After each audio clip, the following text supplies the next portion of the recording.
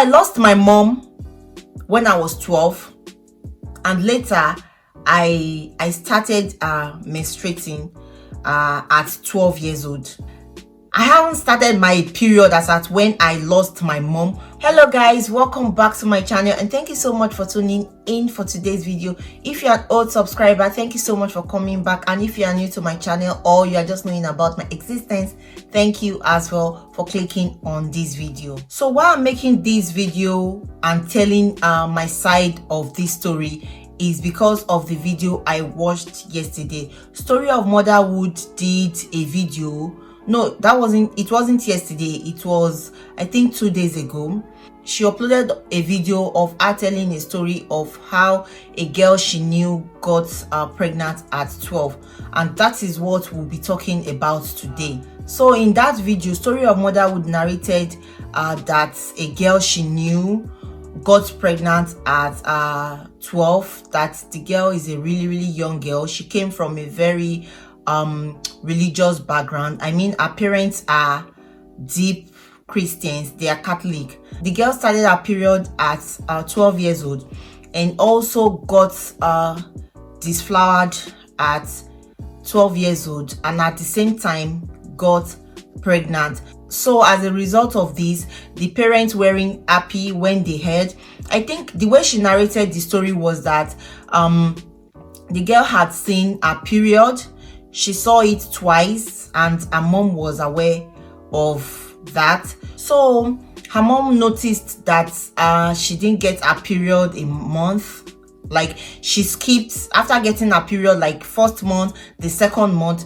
The mom noticed that she didn't do her period in the third month, and even in the fourth month she didn't do her period. So her mom asked her that, why haven't you done your period? I thought you started menstruating. And she said yes, but she doesn't know why she hasn't gotten her next period. So I think it was around the third month of her missing her period that her mom started getting suspicious, and I think they took her for test and found out that she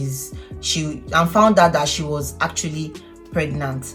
So when they got to know that the girl is pregnant, because they are religious, they are deep Christians, they decided to send the girl to the village. Okay, she said they disowned her and then sent the girl to the village to her grandmom because they are ashamed of what disgrace the girl is to them. First of all, I want to say that they have failed as a parent and they are the disgrace, actually not the girl. Because I'm just like, why on earth will you send your child packing because she got pregnant? A 12-year-old girl is naive. She doesn't know anything. Like, she's so naive. For her to have gotten pregnant in the first place, they have failed the girl. And secondly, for them to have disowned her and then send her packing to the village, in fact, is so mind-boggling. I don't even know what to say to that. They are the disgrace, not the girl. Do you think that you giving birth to the child what makes you a parent? What actually makes you a parent is you taking care of the child adequately, like doing what you are supposed to do for your kids. That is what makes you a parent, not you birthing the children or the child. So when I watched a video, I was so furious, and that is why I'll be telling you a little bit story about myself. So I lost my mom at the age of 12, but before then I could still remember vividly that my mom used to tell me, myself and my sister, my immediate elder sister, my mom used to tell us, this body is ours. The body that we have is our body. That nobody should touch our body. Nobody should touch our chest. Nobody should touch the down part. Nobody should touch our bum bum, because the body is ours. That nobody has the right to touch it. She also taught us about taking care of ourselves while on period. I was aware of all these things. I haven't started my period as at when I lost my mom, but I had already known things to do when I start having my period. These are the things you should tell your children. Let them know tell them, educate them, tell them over and over and over and over again. Kids are like that. They play and they forget things. Don't just tell them once and keep quiet. If you just tell them something once and you keep quiet about it, they will forget. Before my mom died, I already knew nobody should touch my body. My body is mine and I shouldn't touch anybody else's body. She taught us that we shouldn't touch anybody else's body and nobody has the right to our body. I was just there imagining, had it been the mom I told her that, girl, nobody should touch your body. Okay, and what they even told us then was that, this part I'm saying, I could still remember vividly that my mom used to tell us then that if you start your menstruation, after educating us about menstruating period and all that, how you should take care of yourself, she also told us that if you start this your menstruation, nobody should touch you. Like, no guy should touch you. If a guy touches you, you get pregnant and you bring a baby into the world. Are you ready for that? Can you take responsibility of having a child? And I could still remember that I asked her this question that, mommy, what if I'm inside the bus, inside a public bus, and a guy is sitting beside me? Will I get pregnant from that? And she said, no, you won't get pregnant. And I said, why? You know, kids are very, very inquisitive. And I said, why? And she said, God knows that the guy is just sitting beside you, so God will not allow it to happen. But if it's a guy that has been looking you somehow and he sits beside you and his body touches your body, you get pregnant from that. And I'm like, wow, really? And that stuck into my brain. Like, literally, it stuck into my brain that if a guy touches my body, or if a guy nears me and the boy's body touches my body, I'll get pregnant by that. Because of what she said, then I was very, very careful. When I started my period, in fact, you won't even see me walking beside a guy. Like, I don't even want to sit beside the guy in a public transport because of what my mom had told me, what she has registered in my brain. The thing is that this girl is not at fault. She's still a small girl, naive girl, a girl that knows nothing. As a mom, you didn't tell her what she's supposed to do, what she's not supposed to do, how she's supposed to do, how she's not supposed to do. You didn't tell her anything about that. You didn't educate her. And when she got pregnant, the next thing for you to do is to send her packing to the village because of what people will say, because you are a Christian, because of what people will say in the church you are attending. She's a disgrace to you. You sent her packing to go and meet a grandma. To me, I think that is the time the girl really, really needs her parents. I'm not talking about the mom alone here. I'm talking about the both parents, the mom and the dad. That is when the child really, really needs them. That is when they are supposed to bring her closer. That, oh, this girl has gotten pregnant. What is the next step? What should we do? Let's bring this our child closer. Instead, they took her to the village because of what people around will say. Okay, back to my story. So I lost my mom when I was 12. And later, I started menstruating at 12 years old. Of course, I have a stepmom, but myself and my stepmom, we weren't really, really close because, of course, I have been living with my mom my whole life, and we just lost her like a few months before I had my first period. So when I saw it, I knew what to do. I knew what to do. I didn't tell my stepmom. The funny thing about this story is that when I saw my period, we were at my stepmom's village. We went to my stepmom's village. So while there, I got my period. I went out. We used to have money. Of course, my dad, of blessed memory, my dad gives us money. So I had money with me then. So when I saw it, I was like, wow, this is it. So I went to a store to buy a sanitary pad. Then I got back. I was really, really happy. I took my bath. I used my sanitary pad and all that. So The next day, when I wanted to bathe, I went to the bathroom to bathe. After removing the sanitary pad and washing my panties, my stepmom came in because, of course, it's a village, so we have one bathroom. So when she came in, she wants to use the toilet. She wants to pee. So when she came in, she saw me and she looked at me. She was like, "Have you started your period?" I looked at her like this. I'm like, "No, I've not started." And she looked at me again. She asked, "Have you started? Have you started seeing your period?" I said, No, I've not started seeing it." And she looked at me. She was like, "What's that?" Unknowingly to me, there is a stain on my leg. Then I looked down and I was like this. I couldn't see anything. So she just did what she had to do and she left. So I bathed. After bathing, then she called me. She's a nurse, so she enlightened me more about how to take care of myself, what to do and what not to do. You know, it's not as if she's, I don't just know. I wasn't just free with her then. That was why I didn't tell her anything. And even when she asked, I denied that I haven't started. So the question is, had it been my mom hadn't told me all those things, how would I have taken care of myself? You know, how would I have done things? What would I have done? I wouldn't have told my stepmother.